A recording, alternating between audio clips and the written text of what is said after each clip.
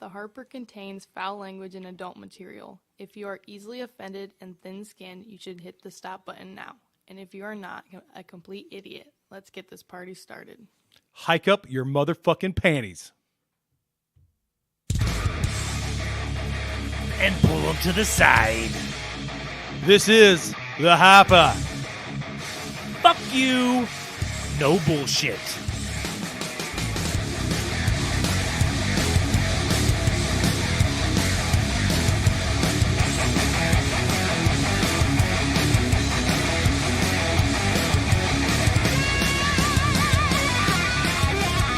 Welcome to the Harper, ladies and gentlemen. That's right. This is Jake, as always with my sidekick Adam. That's me. That's right.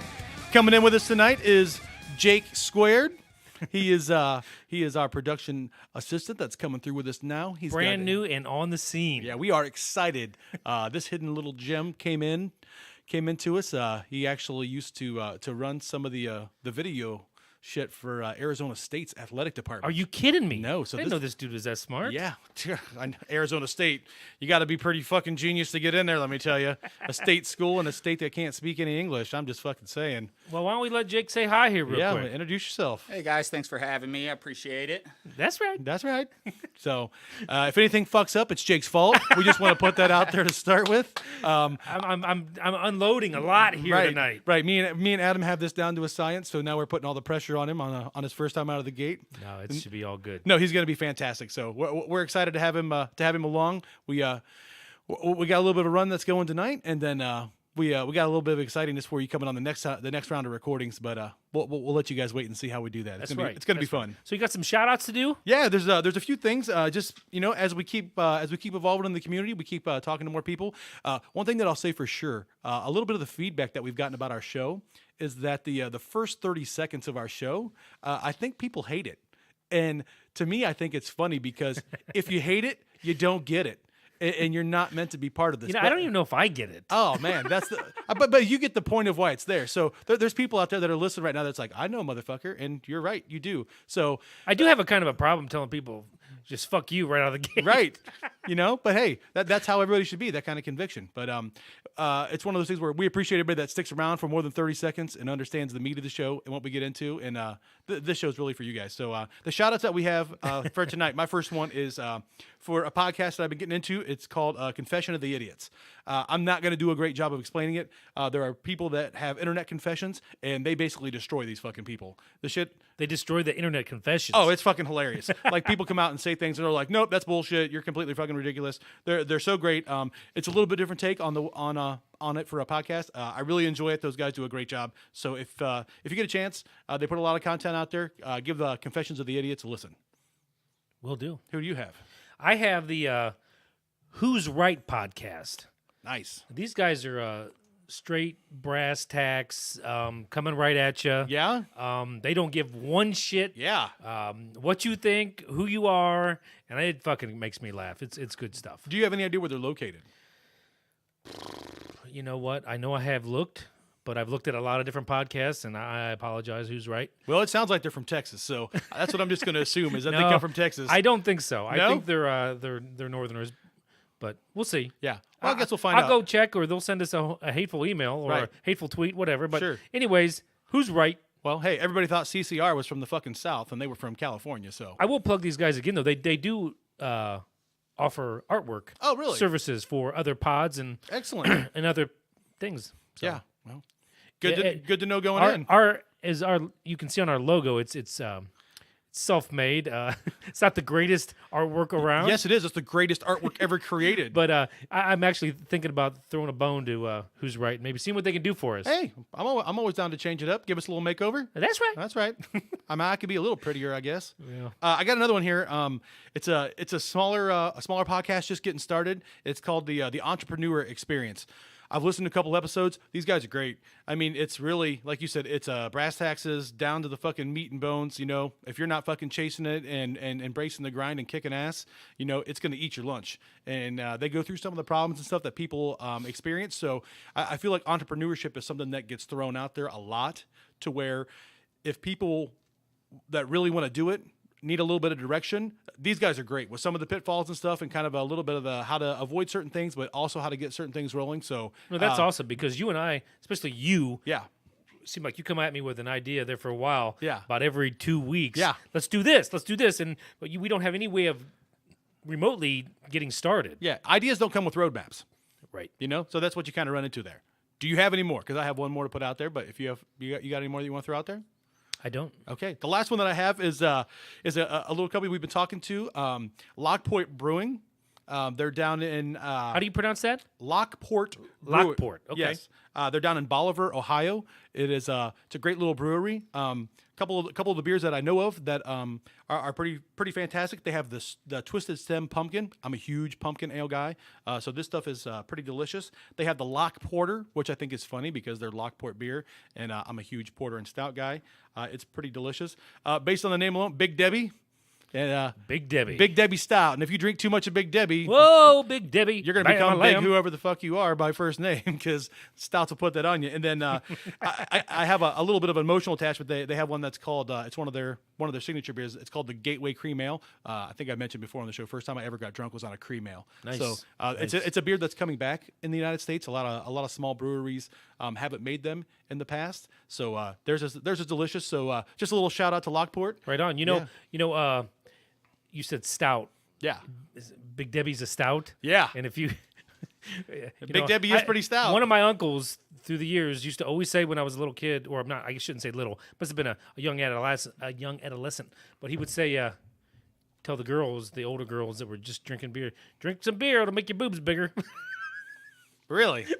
That's what he would say. So, Hey, Big Debbie. Maybe Big Debbie was in the room once. Maybe she's not as thick as we thought based on the name. I don't know. Well, if you're listening, Big Whoa, Debbie, Big here's Debbie. to you. Did you just pull out some Ram Jam? Yeah, I Well, already did it once. You missed it. Man, you did that once already?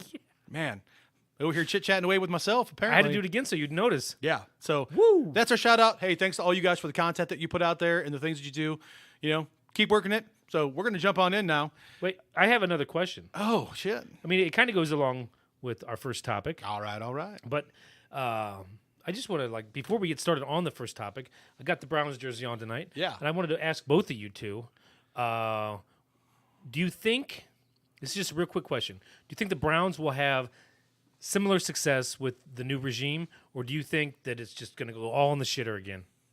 Just off the top of your head. No, they're going to rock and roll, man. The reason I believe that is this. You have a quarterback that has swagger and leadership. He keeps coming out and saying that his guy, the guy that he wanted to be the head coach, was named head coach in Freddie Kitchens there in Cleveland. So you got Mayfield and Kitchens together. And as you've seen across the league for years, you had McCarthy with Rodgers for all those years. You've had Breeze together with Peyton down in New Orleans, and obviously the easy one is like Brady Belichick, right? To where if you have the right head coach combination and they have a very symbiotic relationship, that's going to lead to points being scored because your quarterback's going to understand what your head coach is trying to do, and your head coach is going to understand what your quarterback's trying to do. Right. To where I think that it's going to work. I mean, I think that they've got a lot of good pieces personnel-wise in place. I think that it was a coveted job to where it's going to be one of the best supporting cast of assistant coaches that we've ever had. So I say yes. But here's my question, and I'll get to you, Jake Deuce. Why did they hire a head or an offensive coordinator if Kitchens is still going to be calling the plays? Does that make any sense? to No. either one You of still need to have both. There's for sure, because even if he's calling plays, he's got other responsibilities to take care of, to where your offensive coordinator is going to be honing in things a lot, working on timing and stuff like that, and making sure that the offense is tailored around what's going on, to where if he can see things that need to be changed, he'll do it. So What do you think, Jake?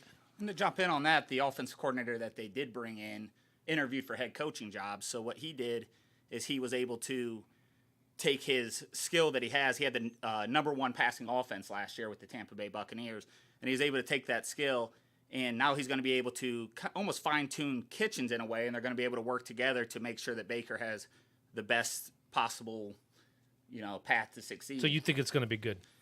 I think it's going to be great. I think that Cleveland found the right guy, just like the Patriots did. They found Belichick, and they kind of went with it. You calling Kitchens Belichick? I think Kitchens will far exceed Belichick. No, I'm not. that's not gonna the happen, craziest but- thing I've ever heard. But hey, it's Cleveland, and that's where crazy happens. Yeah. Do you have any concerns? I just don't. My only concern is this young kid didn't even play a full season. It's on his third head coach. But he played 13 I know, games. I know it's He played Cleveland. 13 games. He broke the touchdown All record, the people the la- NFL that- rookie touchdown record. Now, that's not a concern of mine Okay, at this point. I'm just saying, all the people that laugh at Cleveland for the football. They ain't laughing right now. No. I'll tell you that. The Well, they're laughs laughing in the The NBA. laughs have stopped. They're peeking over the fence right now, being like, "What the fuck is going on over there?" Yeah. So- And our little neighbors to the east are starting to shake in their boots. The only thing that I'm a little bit afraid of with this is I think that we're going to have success with this coordinator. If we have a lot of success, he just interviewed for a head coaching job. What's going to stop him from interviewing for another one soon and taking it? And then you're back to, you need to have the Bill Belichick, Tom Brady thing. I mean, how many times have they gone through coordinators over the years to where hopefully the continuity and the official playbook that they're going to roll with, their system and everything is honed in before That- he exits stage left. my first question about the offensive coordinator. Yeah. When I first heard that he said, "Wait a minute, I'm going to be calling plays still," I was like, "Thank God," because it was like I hadn't seen play calling in Cleveland like that in a while. Yeah. It's like Oh man, chucking the ball downfield and no, the Run pass was it the options and- wishbone that he was running out of? a little bit like they were mixing it up though. But that's what I mean. Yeah. It's like name after name after name, and they would do the same fucking thing. Yeah. So I think it's going to be great. But we've touched Belichick and Brady twice. So coming up Sunday, we got the Super Bowl that once again features the fucking Patriots. I mean, I can't imagine that this is going to be great for ratings. I mean, I'm sure the people in Boston right now are fucking freaking out as we talk about this. But at the same time, as they're prob- waking up from their wet dream, right, they're probably at the same time like, we don't give a fuck. We're just going to keep going to Super Bowls. I heard yesterday that they're talking about possibly giving Brady an extension. He's 40. He's going to be 42 this coming August. He wants to be playing quarterback when he's 45.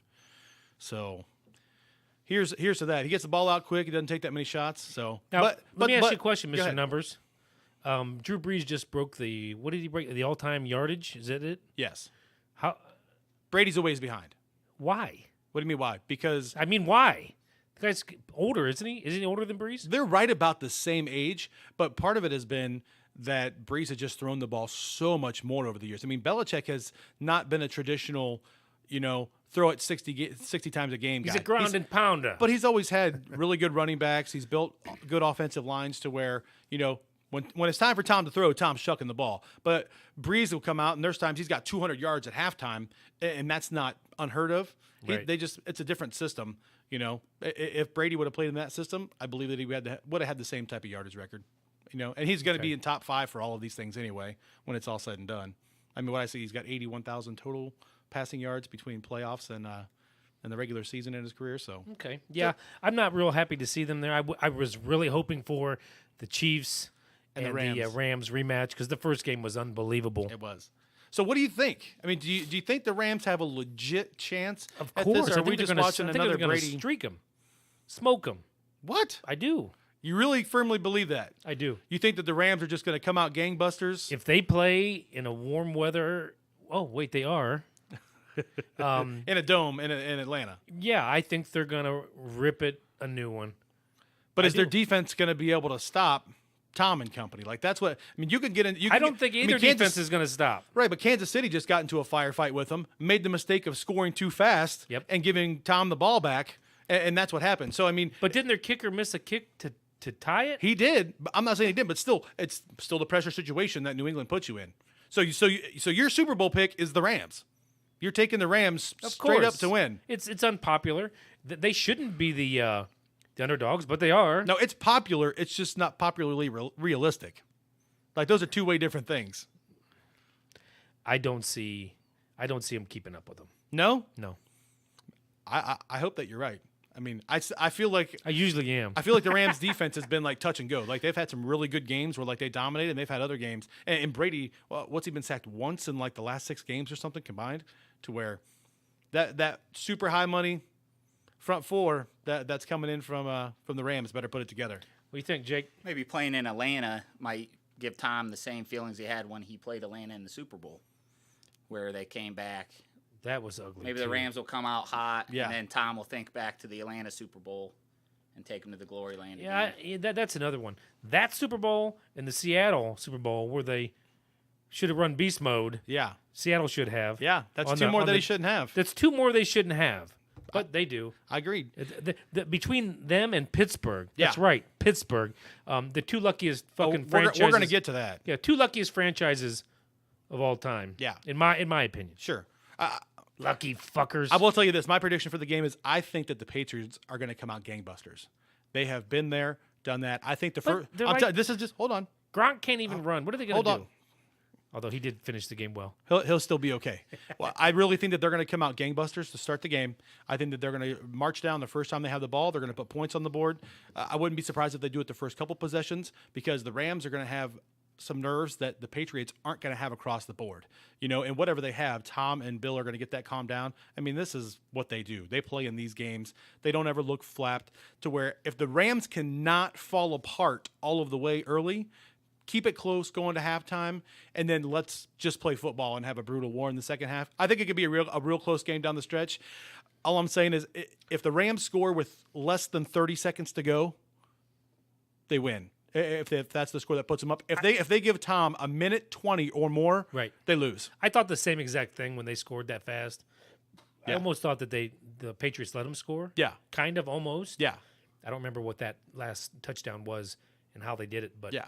So clearly we're all rooting against New England in the Super Bowl. Well, how can you root? But we are. How can you root for the Yankees of football right now? Right, which is great because Boston and New York hate each other, so that comparison does crack me up from time to time. But senor. so what I want to know is, looking back, this has become a very, very special day for me as a huge football fan, and really for America. I mean, TV sales Today or that day? No, Super Bowl Sunday Yeah. coming up in 3 days. I mean, people buy TVs like this is the number one time of year to buy a TV because this is when they're most on sale. If you're going to go buy a giant TV, what do you want to buy it for?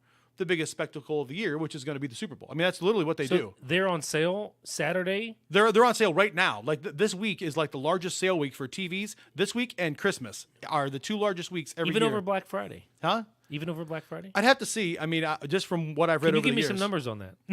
I mean, off the top of my head, I can't. I'm kidding. Don't Yeah, look that up. Look it up. Three look it up. highest selling TVs. But one of the things about it is, given our ages, like we've been around long enough to see a whole bunch of Super Bowls. Do you have any good Super Bowl memories? Like things from Super Bowls, good and bad, whatever you got. Just give me a couple of your Super Bowl memories here. Okay, like I was born in 75, so at the young age of 10-ish, 11-ish, I was head over heels for sports. Yeah. And just sucked into the world of sports. And I can remember I probably remember earlier Super Bowls. Like I don't remember when Madden won one. I think that might be my earliest with the Raiders. That was early 80s, 83 or 84 with That's- the Marcus Allen 90-yard touchdown run. Marcus Allen. Yeah. But the biggest one that stands out as my youngest memory is the 86, 85 Bears. Yeah. Yeah. Woo! That right there was, to me, just amazing. I mean, the Super Bowl Shuffle came out. I mean, you had McMahon, Perry, Walter Payton, Ditka in his young prime, Oh, Singletary, Galt, Singletary. Dent, Marshall. I mean, Covert. That was such a big Super Bowl for me. Yeah. That must have been the Christmas after because the Super Bowl had already happened, or it was the Super Bowl's earlier. That Super Bowl was on January the 26th, 1986. So Christmas had already happened. So the next Christmas, Yeah. I was still such a fan of that game and the Bears that I asked for one of those electronic vibrating Oh, the football games? the football games Yeah. that your parents couldn't handle after about a week. Yeah. And it was the Patriots and the Bears. Really? And I had them. They were all painted, and it was the Super Bowl. Yeah. Oh, love that thing. Yeah. That was ass beating. It's funny. That is my first Super Bowl memory. I was born in '79, so I was 6, and I remember thinking how cool Refrigerator Perry was. That was awesome. And so I remember sitting down to watch the game with my dad, and he was like, "Hey, you want to make a bet on the game?" And I'm like, "Yeah." So I bet my dad a nickel, and he gave me the Bears. I mean, my dad was an adult; he knew that they were going to win. I'm a little kid, but I love the fridge, so he gave me the Bears. So first game I ever watched. The Bears became my favorite team. I won a nickel off my dad, and then that was as good as it's ever been. The Bears have had a few good teams since then, but there's been a lot of heartache and pain in Chicago over the last 35 years. So I can remember my uncle, who was a big bar goer at that time. Uh-huh. He was the fun uncle, right? Yeah. And he's telling me, he goes, The guys at the bar said that team is going to win for the next 10 years. The next 10 years. I'm like, well, they're freaking good enough to win for the next 10 years. Obviously, they didn't make it back to the Super Bowl since then. But what people don't remember is they were part of the beginning of what was known as the NFC era. The NFC reeled off 11 or 12 straight Super Bowls to where you had the great Niners teams, the Lawrence Taylor Giants, the Doug Williams Redskins. Obviously, the Bears were in there to where the NFC dominated for several years in there to where then you get into Dallas. You got into Dallas there at Right. the end of it. And it was just like the AFC didn't win for a long time. I mean, the Bills were as close as anybody was to any of those NFC teams to where they just beat each other up, you know? Yeah. So that was my story with my dad. I'll butt in here. Yeah, hop in with one. So the biggest selling TV week is actually before the World Cup this year. That's in the world. That's not in the States. Yeah, that just can't be in the fucking States. Not in the States, but just in just nationwide. You didn't say in the States. Fuck that shit. I don't care. That doesn't even count. Amazon Prime Day comes in at a close Jake's number giving two. you an F for your first search. I'm giving you a B+. I'm just saying. Don't be bringing the World Cup in here. Don't listen to him. It's a perfect search. World Cup. Man, World Cup. Can you believe that they have horses in the World Cup? What? The fuck? No. So a couple years ago, I was out in Anaheim for a trade show. Yep. And I was out there for Super Bowl weekend, out in Anaheim. So I get out there. I'm expecting it to be like super duper nice. You know, it's like 48, which I'll take it, but it wasn't quite what I expected. So I get out there and I find this little place, a little bar restaurant down the road, you know, to watch the game at. And I'm sitting there. It's about an hour before kickoff, you know, eating some wings and pregame a little bit. And my wife calls me from home here. It's like 15 degrees outside, and the furnace quit working. Of course. So I'm and guess what? You have to fix it from 3,000 miles away. I basically was like, I can look at a phone number and stuff, but it just didn't quite work. So she was actually able to get a hold of somebody, and they got in here and got it fixed and stuff. But it was nerve wracking, you know. So I had a Super Bowl square. This was actually the year of the Patriots and the Atlanta game. Okay. And the Super Bowl square that I play in, if you hit one of the main quarters, it's worth $1,200. Illegal gambling, are we? It's not illegal gambling. I just like the shock and all. Right? Sorry, everybody. That's okay. I don't mind. So if you hit a quarter, it's worth $1,200. And in the fourth quarter, it went to overtime. The Patriots went down. They scored the touchdown to win, and that put it right on my score. So I hit $1,200 to finish off the game, which more than paid for the repair that we You had. sent to it make all on. right home to fix the damn furnace. I was like, "Dear baby, everything's gonna be okay," you know. So it worked out. It worked out pretty okay, other than the fact that Tom won. But if he's gonna win, I might as well get paid, right? Hey, fuck that guy. Right? He's got everything. Fuck him. Yeah. Speaking of fuck that guy, as I said, I'm a Bear fan, so that means that by my nature, I hate the Green Bay fucking Packers, right? I thought you liked them. You told me yesterday you liked them, guys. Dude, don't be that friend. Don't be the ironic friend that spews bullshit at me like that. That's not fair. It's good stuff. I truly, in my heart of hearts, I fucking hate the Green Bay Packers. So this is the fuck Pittsburgh segment of Super Bowl memories. Woo! One fucking time, I'm squarely like, yes, go fucking Pittsburgh. When they played fucking Green Bay, what do? They shit all over. You probably had your brother over and everything. Oh man, they shit all over themselves. Fucking discount double fucking tard wins his Super Bowl, and I'm just like, That is his only one, isn't it? yes, of course it is. Thank you, but it's like, Pittsburgh, for not winning. no, they should have hate- won. Fuck that guy. They won enough. Huh? But if they win 6, 7, or 8, I don't care. That's better than fucking Green Bay winning any. They had their 2 at the beginning, and then they had the Brett Favre one, which actually that should go to fucking Reggie White. He played like shit in that Super Bowl. If it wasn't for Reggie White and Desmond Howard, they'd lose that fucking game. But anyway, I don't know. Favre's pretty damn good. Pittsburgh just fucking letting us down. Then I was rooting for. I love Larry Fitzgerald. Then when they played Arizona, you know, Fitzgerald scores the touchdown to put him in the lead. Then what happens? The fucking Santonio Holmes out of Ohio State. The one good thing he did his entire fucking NFL career was make that amazing toe touch catch In the corner. with 30 seconds to go to win the fucking game. Fuck you, Santonio Holmes. Right? Kurt Warner was that close. People forget Kurt Warner started 3 fucking Super Bowls. 2 for the Rams and 1 for the fucking Cardinals. One for the Cardinals. Right? Yeah. And they had him backing up Eli for a year. How fucked up is that to think about? That guy backed up Eli Manning. Back that funky truck up. Right? You do have to love the Eli Manning Super Bowls, though. What, it was the head catch Yeah. against the undefeated Patriots, right? That's right. Holy shit. And was they that took a game? And they took him to the brink in week 17. I don't know if you remember that, it was like 35-31. They played him in week 17, and they basically said that they knew then that they were championship caliber, and they rode it the whole way through the playoffs. So that was the first one. Do you remember the second one? Wait, I want to go back to that other one. Oh, okay, go. That the one with the head catch. And Yeah. They were almost undefeated. Yes. That may have been, in my opinion, the most hated Patriots team. Yeah. Just because of Randy Moss.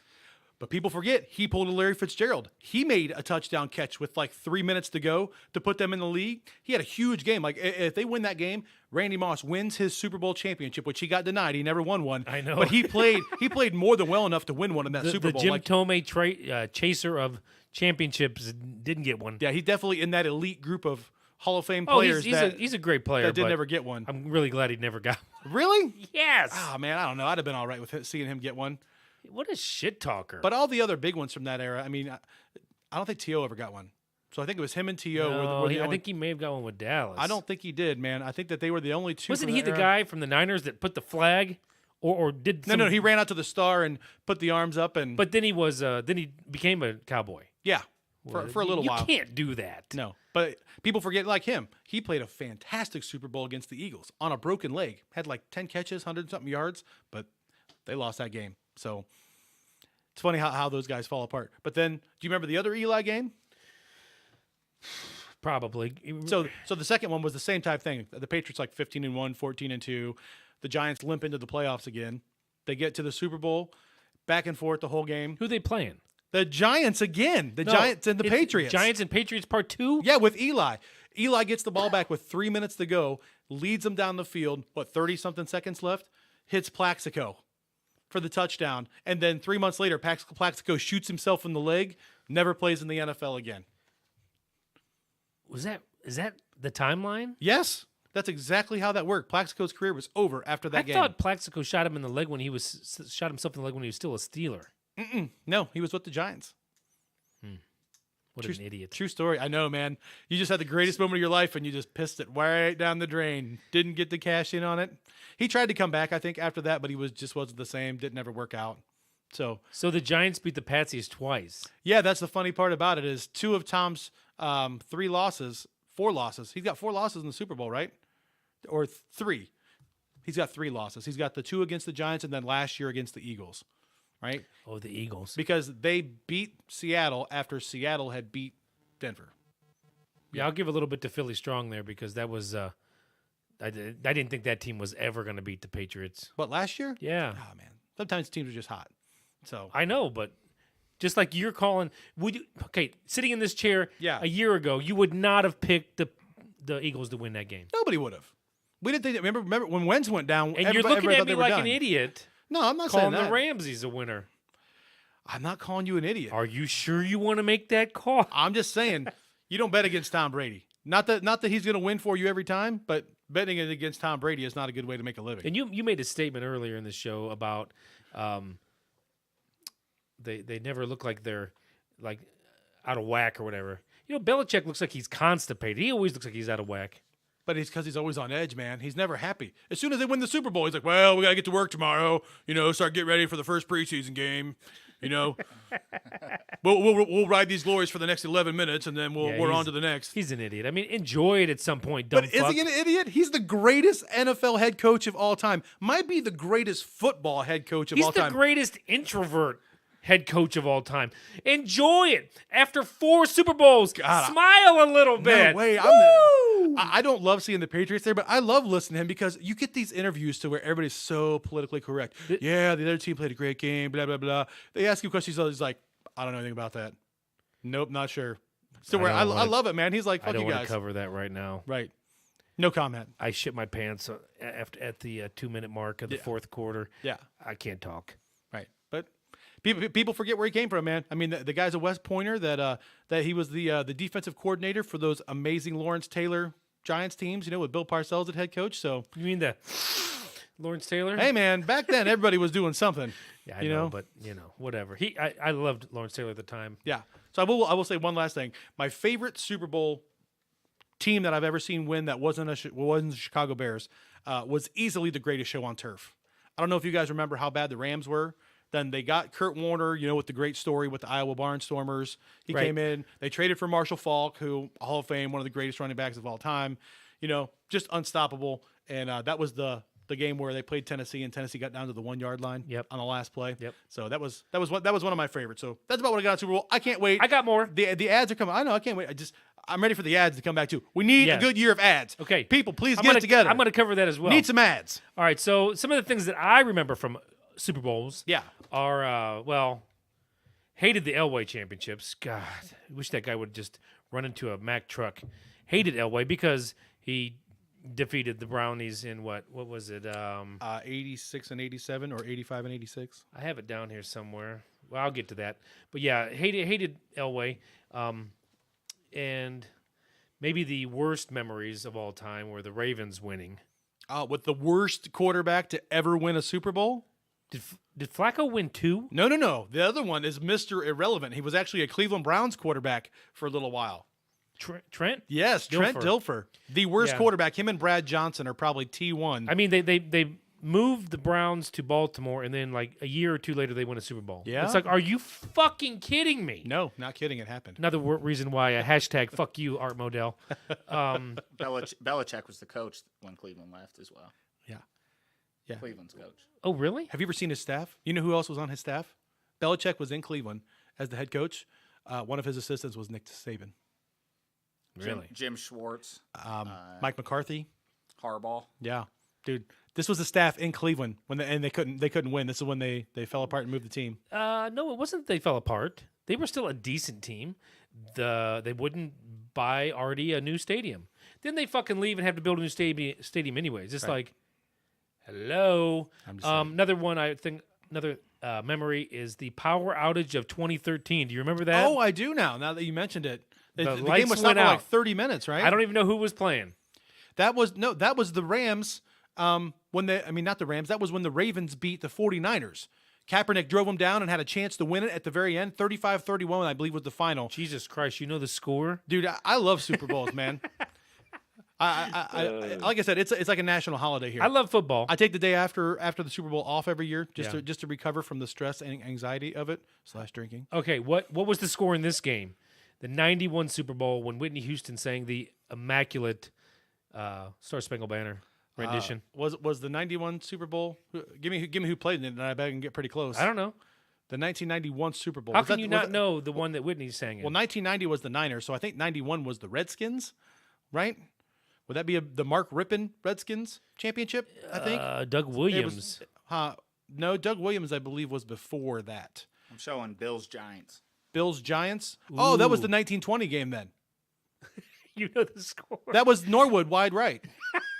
Remember when the kicker he had Norwood? exact same distance that Chicago's kicker missed the kick from this year, but he missed it to the other side. You to mean where- the double doink? Yeah, that was also the year that Phil Simms got hurt, and backup Jeff Hostetler comes out of nowhere to lead that team to a championship. Amazing. Huge. Yeah. All right, so you're talking about commercials and stuff. 1920, he baby. freaking got it. Now, you want to see something even cooler? Look at the logo that's on there. Can you see that right there? Look in your upper left. I have the commemorative set from that Super Bowl up there, still wrapped in the cellophane, up in the curio, baby. We got an ultra NFL geek here. Hey, man, I'm a Super Bowl guy. One of these days, the Bears or the Browns are going to be there, and it's going to be awesome. Yeah. Oh, I was looking at something. Was it 86 Bears or 85 Bears? They're called the 85 Bears, but the Super Bowl was played in 1986, so it was the 85-86 season. Okay, because I was looking at when the Browns were in the AFC Championship against. Yeah, I think it was 85-86 and 86-87. And then they had was a year or 2 years off because then it was in 1989 or 90 Well, it that was they the played them again. 86 through 89. They were in 3 of the 4 years. They were in the AFC Championship. All 3 times against Denver. Yes. Lost 2 close ones, got blown the fuck out in the third one where Brian Brennan had 3 touchdowns. Right, but what I'm saying is that first one, had they made it, would they have played the Bears? No, because it would have been the Patriots. No. It was the year before. Their gift would have been the Niners, The Niners, for that yeah, first one. that would have been no good. But I know a lot of people would have liked to have seen that game. Yeah. All right, so you're talking about commercials, and you're hoping for some good ads. Yeah. Because last year was kind of shitty. Yeah. I feel like the last several years have been fucking terrible. So I've got some remembrance of some of these. Yeah, I guess some obviously classics. a lot of people love the Clydesdales ones. Well, Most yeah. of them. I mean, there's been so many different renditions where they're kicking the football, or the one I saw where the guy raised on Clydesdale, and then they kind of did like the hug on the street. Yeah. It's kind of stupid, but But you remember the Clydesdale one with the Dalmatian, with the little puppy, where he was his buddy. Yeah. And then he got to see him again when they were all grown up. yeah, that's pretty good. Got the heartstrings on that one. Here's what. Do you guys remember the cat herders? Bunch of cowboys herding cats. I do. Okay, that was really funny. Yeah. How about this one? This is probably the funniest one to me because of reactions. The Marv Levy Snickers commercial, where he's talking to the Bills, and he says, "All right, guys, you know you've shown me a lot this year, and I think we've got enough to win it all next year." And then he takes his Snickers out and takes a bite, and he goes, "And we're not leaving until we can figure out how." And they all start looking around at each other. It's like not going anywhere for a while. That's what it said. Not going anywhere. At least he can laugh at himself a little bit about that. I mean, whole you thing. have to. Jim Kelly was in that too. Is he still living? I know he had cancer. Oh there. yeah, he's actually come back. I think twice now from jaw cancer. He was in there. It was some good fucking looks. Nice. What about the?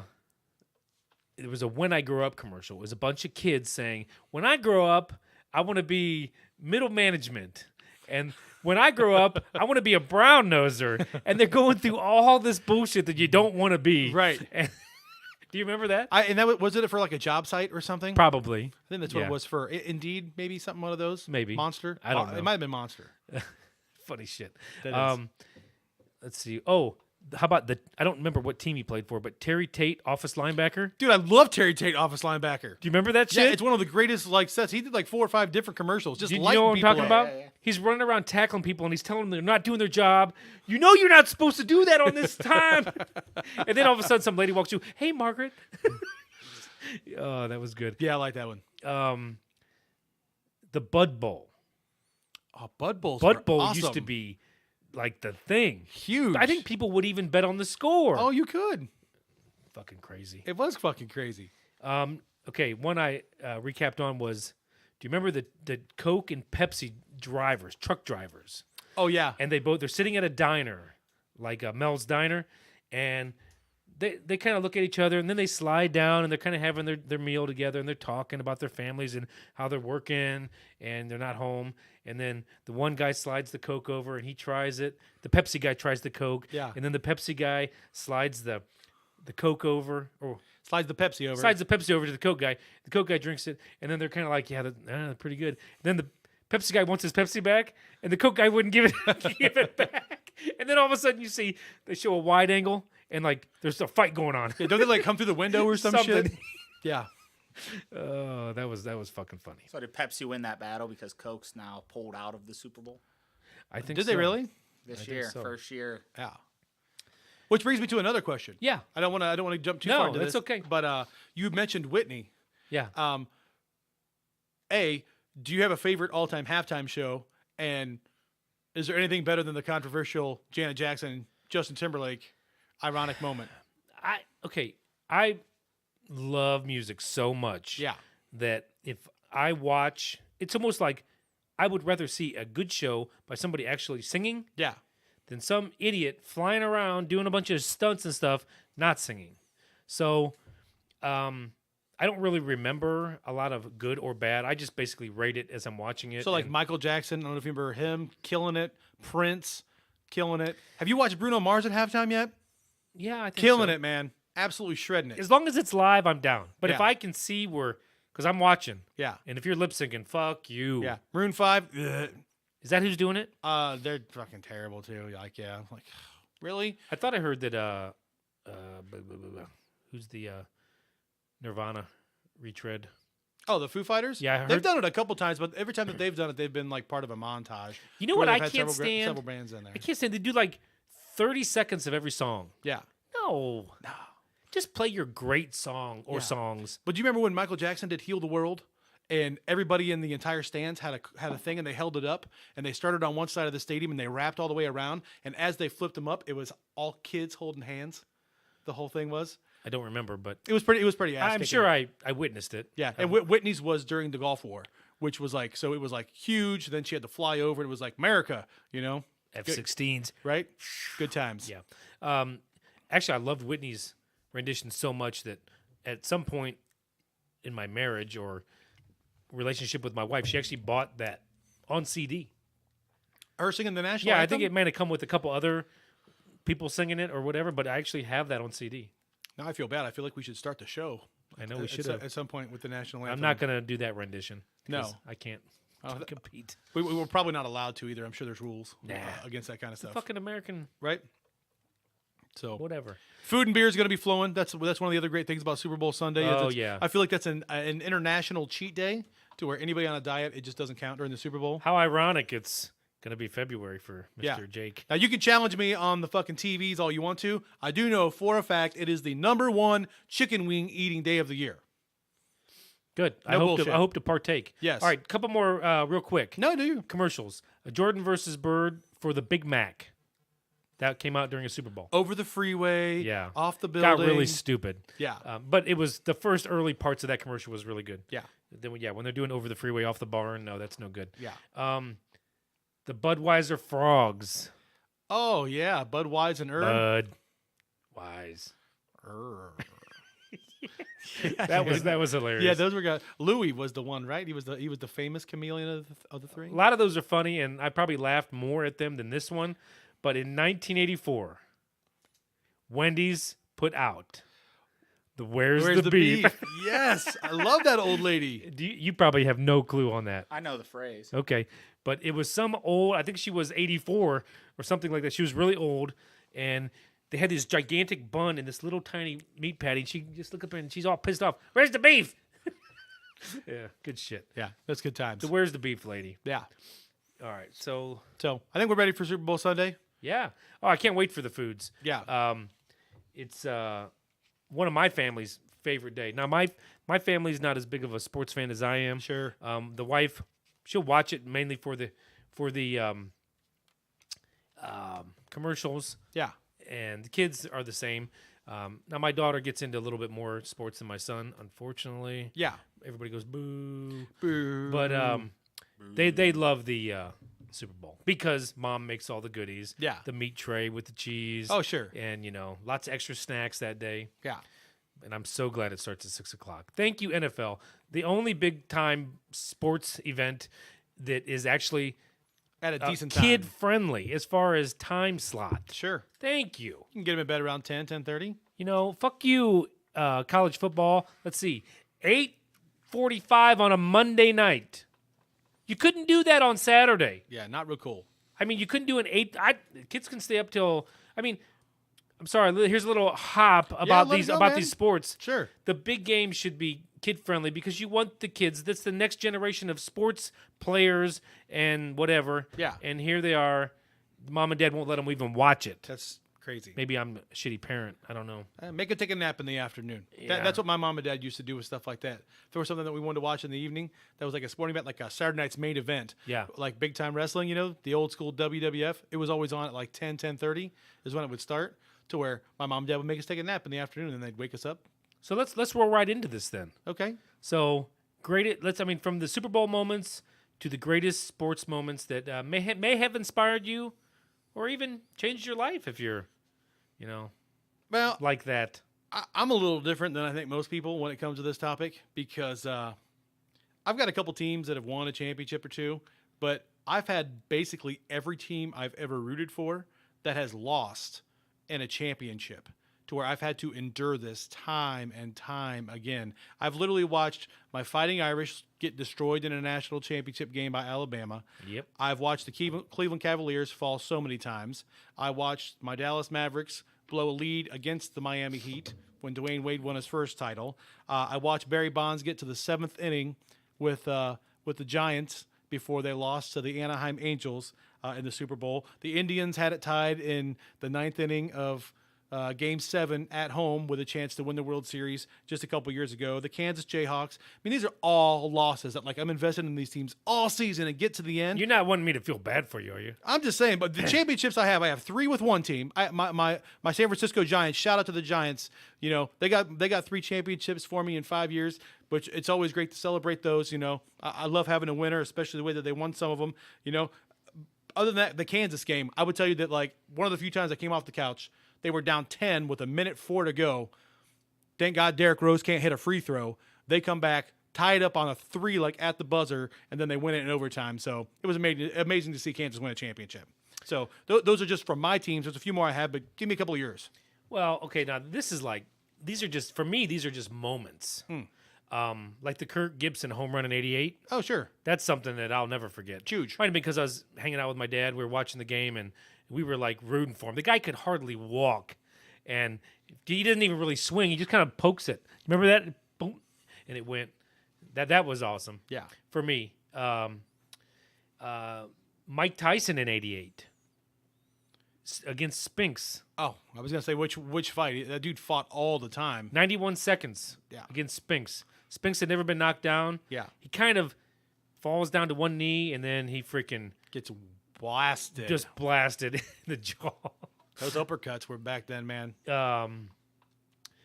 Okay, the Bears of 85, 86. 85, sure. The Mets of 85. The Miracle Mets? Now this is probably the first time I'm watching baseball. I mean, I think the year before the Kansas City Royals won it, and then I watched that World Series at like 9 years old. Yeah. And I was like, this is pretty cool.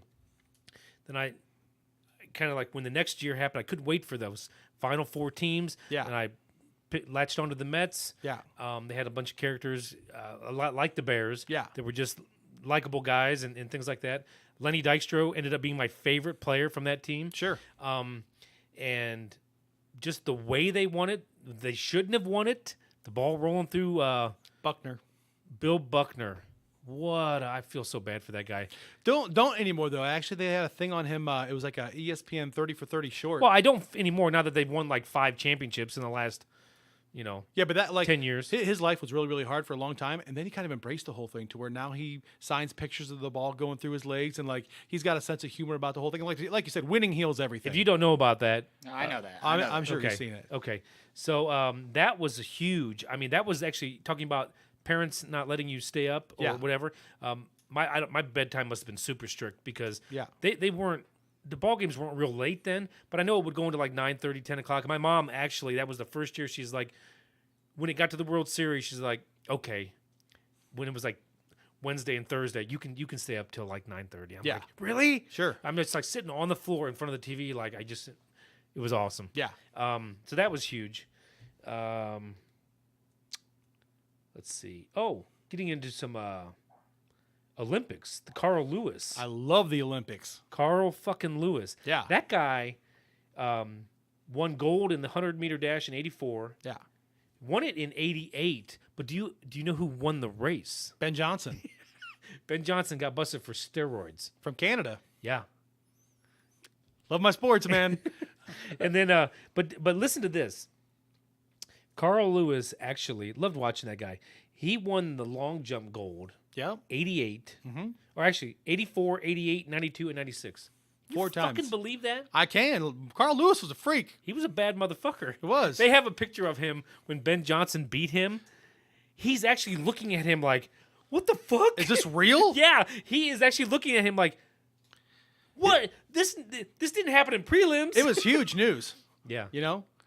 Dude had lightning in his legs. Yeah. I love the. Do you remember the night that I think the one night that Phelps won 4 gold medals Yeah. in the pool in that one night, and there's that picture of him flexed out after Yeah. the last one, like when the team won that relay, and it's just like America, motherfucker, America. You know? I mean, because for all the divisiveness and stuff that we have in this country, sometimes if as an American, and especially as an American sports fan, when you sit down and watch the Olympics and you realize that, like, oh, the Finns are amazing in the pool events, and you're like, you know what? Fuck you, Finns. We're America. Like, I feel like it's a very galvanizing thing for the country because Sure, like absolutely. everybody gets into it. Yeah, it's great. All right, so then I got the tribe, the Indians, the Cleveland Indians of '94 and beyond, Yeah. and I was always an Indians fan, even though I was in love with the Mets after '85. Yeah. I was 10 years old. My parents started buying me New York Mets hats. I loved it, but always went to the Indians games. Obviously, they're close to us. Yeah. And I rooted for the Indians every single year. But when '94 came around, it gave me a reason to, it gave me something to root for. Yeah. It wasn't just, okay, I like the Indians and I still like the Mets. No, I pretty much dumped the Mets and was like, thank you. But everything changed then, though. It did. But it was like, okay, I don't have to. For me, it was just like an awakening. Like, thank you, Yeah, thank you. I'm just gonna. incredible. Yeah, it was awesome. And then finally, the Cavs of 2016. I mean, that's a moment that's going to live on in Cleveland sports history as number 1 or number 2 moment for a long time. For a long 52 years, long motherfucking time. Yeah. And as close as the Indians got, and as close as Bernie and the gang got, just to get to a Super Bowl. But the Indians, a couple times there, yeah. So, was it 2 years ago, the Indians got to where they tied it up on the 3-run home run in the ninth, right? To where Game 7's tied. And then they lose that game. Do you feel like the loss of that game, to be that close to a championship, was in some way alleviated, though, by the fact that the Cavs had actually got the monkey off the city's back the year before? I thought that's why they were doing so well. Really? You thought they were riding the Cav thought- wave? Totally. I think they were like, are you fucking kidding me? Let's go. Yeah. LeBron was there supporting them. I think they were it was an energized. I thought there was no way the Cubs were going to win that. I just didn't. Well, when they were up 2-0, I thought the series They were was up over. 3-0. Was it, I thought it Or was 3-1. 3-1. It was 2-1, then they went to 3-1. Yeah, and then 3-1. it all went to shit. Yeah, right? 3-1. And then lastly, it was the Browns of 86 and 89. Yeah. Because I was always a Browns fan. Yeah. And it was so much fun. My mom made this. I mean, I don't know how much she even really enjoyed football. I think she was definitely a fan. Yeah. But she would fucking deck it out. We would have the freaking yarn with the dog bones. And Sure. It was just crazy. It was fun. I got a couple more that, like you said, kind of like left an impact for a couple different reasons. I'm sure that you remember the Buffalo Bills coming back against the Houston Oilers, the largest comeback in playoff history. They were down 35-3 at halftime. The Bills come out, score a field goal to go up 38-3, like 3 minutes into the third quarter, and then Frank Reich brings them back, and they came all the way back. And The Oilers came back? No. No, the Bills came back. Yes. Come all the way back. Frank Reich was at quarterback with Jim Kelly being out. Brings it back to the elaborate fourth quarter win. I believe they tied it up and they actually won it in overtime. So that was one of those, like, as I sit there and watch NFL games now, it's like, I remember when Frank Reich did it. We can get 3 touchdowns in 6 minutes. Let's do this. Right. So there's that one. As I get older, I always remember, I don't know if you've ever seen it, when George Foreman won the heavyweight championship of the world again at the age of 42 by knocking out Michael Moore. It's like, man, the old guy still got a chance, you know? Yeah. Dust the gloves off, get one punch that drops somebody, to where I thought that was awesome when it happened. And he went from being well-known boxing star from the 70s and 80s to mega, selling the George Foreman grill 6 months later and really cashing in on life. Totally. Just 2 more real quick. The UFC. I'm a huge UFC fan. The first time that I ever saw Khabib fight, first time on an undercard, I'm like, this guy is a different type of animal. Yeah, Huge fan. He was hurt for a couple years. When he beat Conor this last time, after all the trash talking, he's trash talking him in the ring. After it's done, everything was personal. Jumps out of the octagon. It's like, to me, like, that is everything that an alpha male, I know that we're getting into an age of toxic masculinity, but like, that was everything about, like, I'm going to whoop your ass and then I'm going to beat the shit out of your friend that was talking shit about my family. Like, I'm like, hey man, at least there's still a little bit of some left in sports. You know what I mean? Yeah. So I love that one. And then I think that's about it. I watched a high school football game that went to 5 overtimes in a state championship one time. And it was just like, I don't know if this will ever be topped. It was just incredible. So, 5 overtimes. 5 overtimes. Mogador, it was the same thing. They were actually same score. They were down 35-3 at halftime. Mogador was against St. Patrick Henry in 1998, and they came all the way back. They scored with less than 10 seconds to go to overtime, and then it was like, in overtime, they both just kept scoring back and forth and back and forth. Mogador finally scored, and they stopped St. Henry finally at the 2-yard line, and it was incredible. That is crazy. Super fun. Jake, do you think Stipe broke the curse, or do you think LeBron did that? I think Stipe helped. I mean, granted, it's a UFC to where it's a single guy championship. I think that fighters come and go from like where they're from city wise. I mean, I feel like you really get embraced if you're from someplace. But we could probably name 50 fighters right now, and most of America would be I like, thought the Monsters broke the curse. if you want to go with that, then you got to go with the Force and the Crunch, Well, right? No one else was winning back then. Right.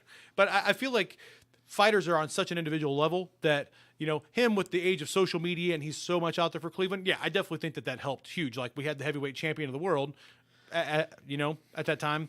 So yeah, I do love Stipe. I hope he gets another shot at his title. I'll tell you what, watching the Mets in '85, just go back real quick. Sure. They actually instilled in me the never give up mentality. Yeah. Totally. At that age. Yeah. I mean, because those guys were fucked. Yeah. And boom. Yeah. One little fuck up, Yeah.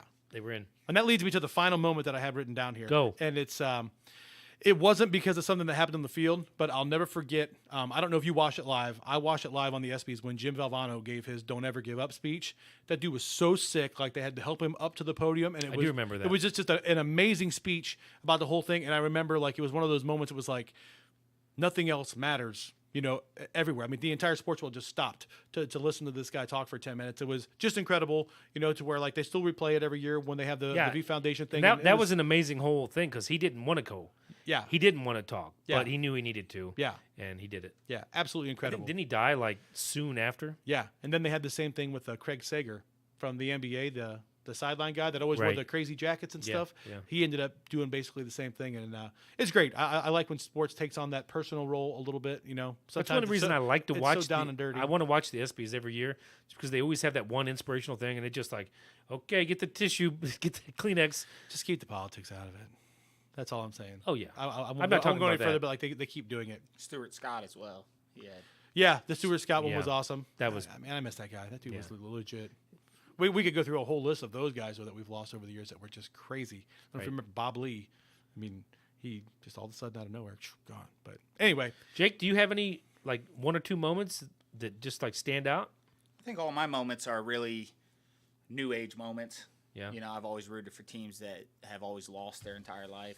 yeah, So the Cavs winning, Yeah. obviously huge. I remember Tiger Woods my whole life watching him succeed. yeah, And that's pretty much all I have. yeah. Tiger was always a good time. I always rooted against him. I'm a Phil fan, so I don't ever root for Tiger. Now that being said, I recognize greatness. Like I'm never going to take anything away from his talent. You know what I mean? Yeah. I mean some of the stuff they did, but How about Jack Nicklaus at 46 in 1986? yeah, Winning that Masters. winning the Masters. Yeah. Yeah, They incredible. said at that point in his career he was an afterthought, yeah. and here he comes. But what was it? Was it 2014, 2013 when Tom Watson was 60 and he came within one stroke of winning the British Open? He was leading the whole damn thing. Yeah. And it was just a super fun couple of days. Like every day on SportsCenter was all about him, and then he came up a stroke short in the end. But keep rooting for the old guys. One of these days, one of those old guys is going to win a golf tournament. Yeah. I mean, because it's golf. It's going to be Tiger. Yeah, you think Tiger's going to be 70 and Did you see come out? his win last year? People were following him down the last fairway. Oh, I'm sure. Just chasing him. He said it was crazy. He said people don't golf and clap, or they don't clap when they golf anymore because they're holding their phones. So everyone yells now. Yeah. So it's a new age of golf where I don't think that's true. They make you put your phones away. They kind of like they freak out about it. that's what Tiger said. Yeah. No, Tiger's not paying attention. He's focusing on golf. I got one not great moment that's just come to light Yeah. that it just pisses me off. What is this? The second or third harp? Do it, man. Kyrie Irving has finally come to light and got his head out of his ass So stupid. and said, LeBron, I wish I could pair up with you again, LeBron's got like 4 years left, 3 years, whatever. Maybe he's the Tom Brady. But it's like he like realizes, we were just talking about this off air. Yeah. He called LeBron and apologized. Yeah. And then he's like, I wish someday we could work together again. It's like, fuck you.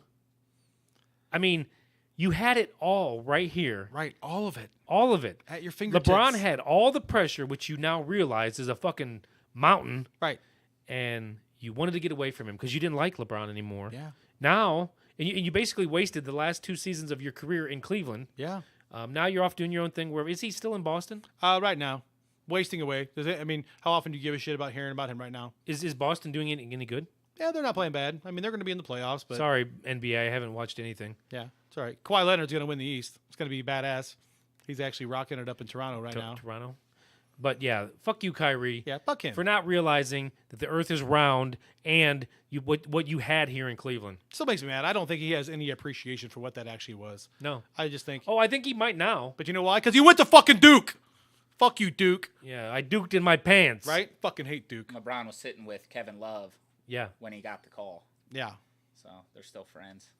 that's cool. No, I'm all right with that. Well, Kevin Love wasn't doing anything. He's recovering. Yeah. He's in chill mode with the guy that got him his championship. I'm going to add 2 more weeks to my disabled list because I don't want to come back in Cleveland right now because it's ugly. Yeah. Although they won 2 in a row. It's getting better, Is though. LeBron doing that right now in L.A.? No, aren't they doing well? Don't they have a good They're, record? they're ninth seed. Well, whatever. LeBron? I thought the Lakers were doing well. He's been hurt for 2 weeks. Oh, that's right. The Cavs actually beat the fucking Lakers In Los Angeles. in Los Angeles. Good Yeah. God. Yeah, that felt That's good. embarrassing. This Cavs team sucks. Well, everybody left. I don't know, It man. should suck. You got a bunch of role players in K-Love. You got a really good rookie.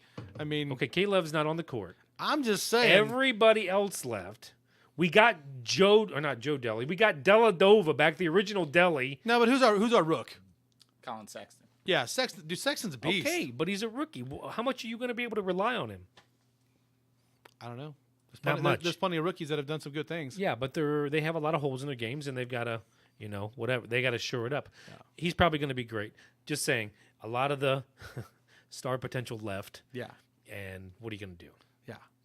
And I just love how Tristan Thompson at the beginning of the season was, we're still fucking Eastern Conference champs. Come at me. I mean, we are until Come they at get me. beat. I mean, every night when this starts, you're reigning Eastern Conference champions. I mean, it's still there. It is. Not for long. No, I but mean, it would take a miracle at this you point. have to absorb it and appreciate it, I Right. guess. I don't even think they have a first-round pick, though, next year, do they? Haven't they already I don't given the think they fucking thing do away? for a couple years. The most you can give away is 2. I knew they didn't have. Well, they had one this last year that they traded back for. So I think that this is next year they don't have one, and then they're back to finally a real rebuilding mode. So I guess tonight was all sports, man. Just getting jacked up for the Super Bowl. I think we're going to call a close on this one here. Yeah. So everybody, go ahead and have a good time this weekend. Stay safe in your travels. Have fun with your friends. That's right. Good luck on your parlays, your bets, your Super Bowl squares. Enjoy the carbohydrate-filled day. Yeah, definitely get plenty to eat, plenty of fluids other than alcohol. You need to kind of, Now that's bullshit. You're allowed No? to drink before noon.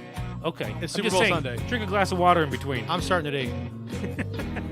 It's gonna make for a good show. It's going to be good. Yeah, so enjoy the Super Bowl because it goes by quick. Yep.